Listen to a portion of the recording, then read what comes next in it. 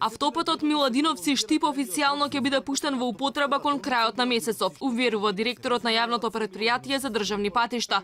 Поради дослење со изградбата, владата во 2017-та потпиша анекс договор со кинески Синохидро, со кој рокот беше продолжен до крајот на септември минатата година.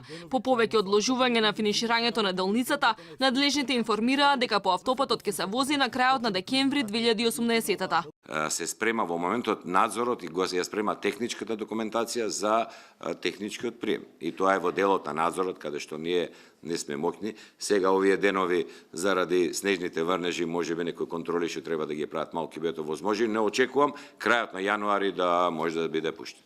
Владата почнува да го гради автопатот Скопје-Блаце. Следниот месец треба да биде објавен тендерот за првата делница долга 2 километри од границата до Клучката Блаце, која треба да почне да се гради во вториот квартал годинава и да биде завршена до крајот на 2020-та. Истовремено ќе се препроектира втората делница од Клучката Блаце до Клучката Стенковец. За овој дел од автопатот тендер ќе биде распишан во првите 3 месеци од следната година.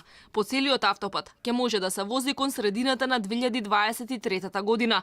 Се уште не се знае колку ќе чинат патарините долж автопатот. Се предвидува 4 тунели во должина од околу 4 километри, 8 мостови и други објекти на патот во должина од околу 1,2 километри и други захтевни објекти за изведба. Секоја со по 2 сообраќајни ленте за возење со ширина од 3,5 метри и по една лента за застанување од 2,5 метри. Вкупната проектирана ширина на автопатот ќе изнесува 27,5 метри.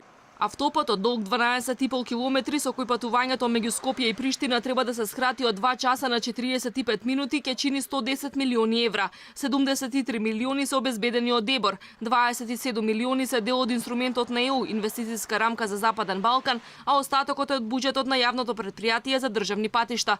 Владата дополнително ќе го утврдува името на автопатот. Предлогот на ДУ е тој да се вика Арбен Джафери, исто како и патот кој продолжува на косовската страна. Постојниот пат Скопје-Блаце треба да се рехабилитира следната година.